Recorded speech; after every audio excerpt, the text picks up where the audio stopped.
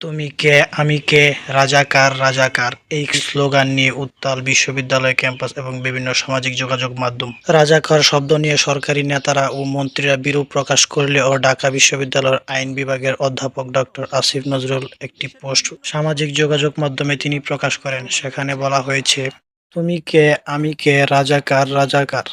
আমরা জানি রাজাকার শব্দটি বাংলাদেশের সবচেয়ে ঘৃণিত শব্দ। তাহলে এই শিক্ষার্থীরা নিজেদেরকে রাজাকার বলেছেন কেন?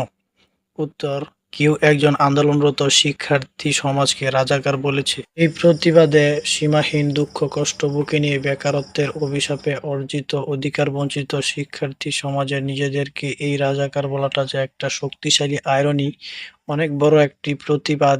এই সামান্য বিষয়টি আমাদের আশেপাশের অনেক বলদ বুঝবে না।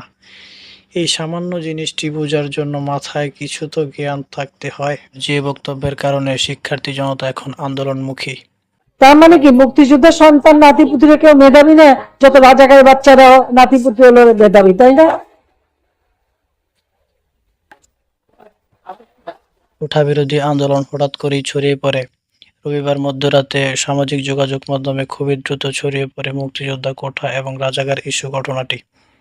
সরকার প্রধানের একটি কথা প্রতিবাদ করে ঢাকা বিশ্ববিদ্যালয় সহ অন্যান্য ক্যাম্পাসের এবং ঢাকা বিশ্ববিদ্যালয়ের শিক্ষার্থী নিজেদের রাজাকার ঘোষণা করে মিছিল শুরু করেন এবং স্লোগান দিতে শুরু করেন, কে রাজাকার, কে রাজাকার, তুই রাজাকার, তুই রাজাকার। খানিক সময়ের মধ্যেই ঢাবির শিক্ষার্থী হল থেকে বের হয়ে ঢাকা শাহবাগে মিছিলে জড়ো হয়।